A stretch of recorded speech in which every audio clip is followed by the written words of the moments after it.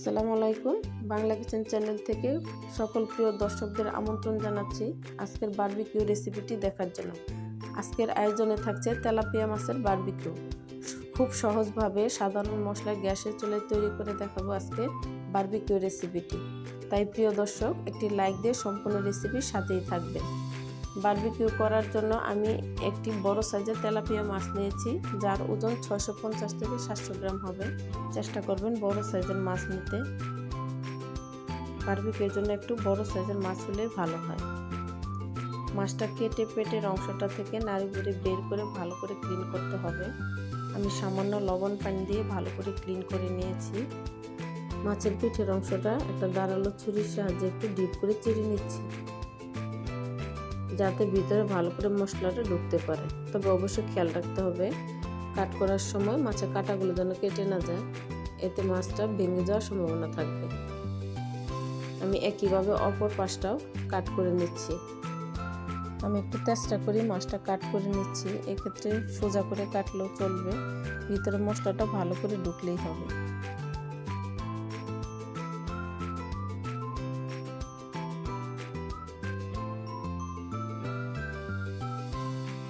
দেখেন মাছের পিঠের অংশটাই কাট করা হয়েছে।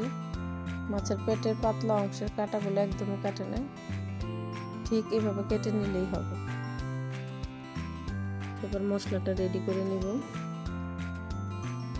একটি মিক্সিং বোলে নিয়ে নিলাম 1 টেবিল চামচ আদা বাটা, 1 টেবিল চামচ রসুন বাটা, 2 টেবিল চামচ মরিচের গুঁড়া, 1/2 টেবিল চামচ হলুদের গুঁড়া, 1 টেবিল চামচ ধনিয়ার গুঁড়া, 1 টেবিল চামচ জিরার গুঁড়া, 2 টেবিল চামচ বারবিকিউ মশলার গুঁড়া, 1 টেবিল চামচ কালো গোলমরিচের গুঁড়া, 1 টেবিল চামচ সয়া সস, 2 টেবিল চামচ বারবিকিউ সস, 1 টেবিল চামচ টমেটো সস, সামান্য জর্দা রংটা আমি কালার জন্য ব্যবহার করেছি, এটা অপশনাল, না দিলেও চলবে। দিয়ে দিলাম 2 টেবিল চামচ টক দই, স্বাদ মতো লবণ, 1 টেবিল চামচ সমপরিমাণের লেবুর রস।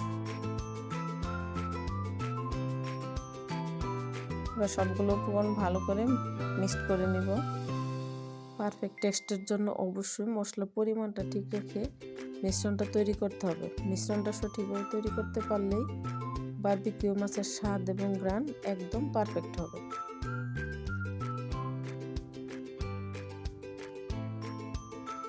এবার মশলার মিশ্রণটা দিয়ে মাছটার গায়ে এমনভাবে লাগাতে হবে যাতে মাছের প্রতিটা অংশে মশলাটা ভালো করে ঢোকে, বিশেষ করে মাছের যে অংশটা কাটা হয়েছে সেই অংশটাতে।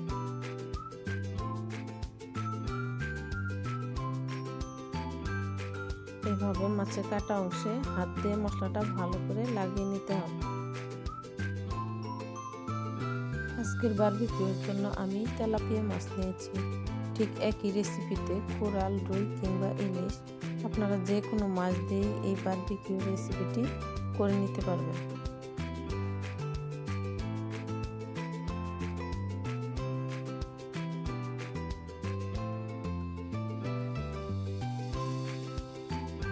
পেটের কাটা অংশে এবং মাথায় হাত দিয়ে কিছুটা মশলা নিয়ে ভালোভাবে মাখিয়ে দিতে হবে, যাতে ভিতরে মশলার ঘ্রাণ এবং লবণ ভালো করে ঢুকতে পারে।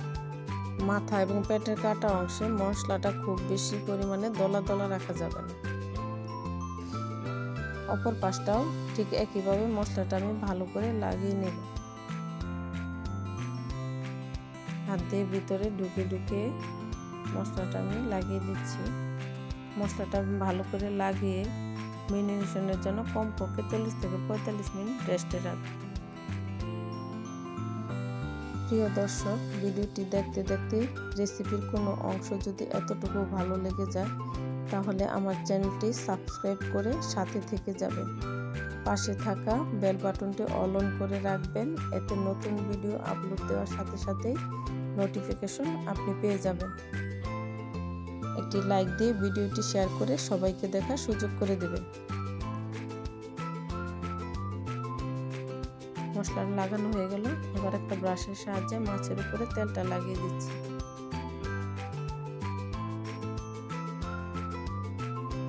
আমি এখানে সরিষার তেল নিয়েছি, চাইলে এই ক্ষেত্রে যে কোনো রান্নার তেলে ব্যবহার করতে পারবে। তেলটা লাগিয়ে আমি 40 মিনিট মিনিটের জন্য রেস্টে রেখে দেব। আমার একটা চুলার উপরে আরেকটা চুলা স্ট্যান্ড বসিয়ে দিলাম, এতে উচ্চতাটা বাড়বে। আর এটার উপরে আমি স্ট্যান্ডটা বসিয়ে মাছটা দিয়ে দিব। মাছটা দেওয়ার আগে আমি একটু তেল ব্রাশ করে নিচ্ছি, এতে মাছটা নিচে থেকে লেগে যাবে না।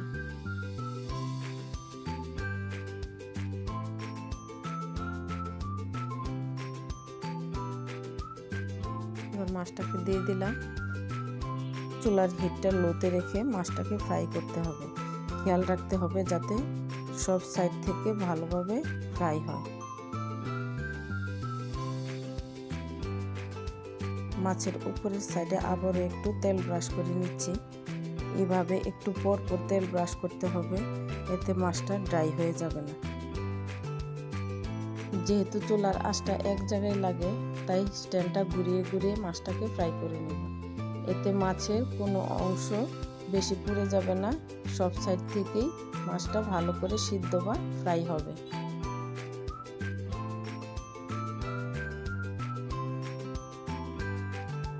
এবার উল্টে দিচ্ছি।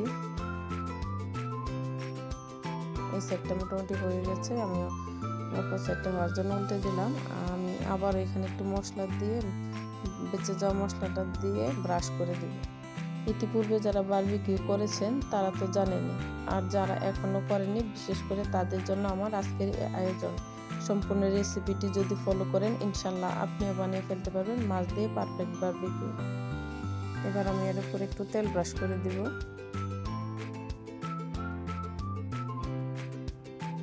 এতে মাছটা ড্রাই হবে না। আবার কিছুক্ষণ অপেক্ষা করব। দুই পাশ থেকে সুন্দর করে ফ্রাই হয়ে গেছে। এবার আমি এটা তুলে নিচ্ছি। তৈরি হয়ে গেল আমার তেলাপিয়া মাছের বারবিকিউ। এবার সস এবং সালাদের সাথে পরিবেশন করব। দেশ ও দেশের বাইরে যে যে প্রান্ত থেকে যুক্ত ছিলেন আজকের আমার এই ভিডিওর সাথে সবাইকে অসংখ্য ধন্যবাদ জানাই। সবাই ভালো থাকবেন, সুস্থ থাকবেন। আল্লাহ হাফেজ।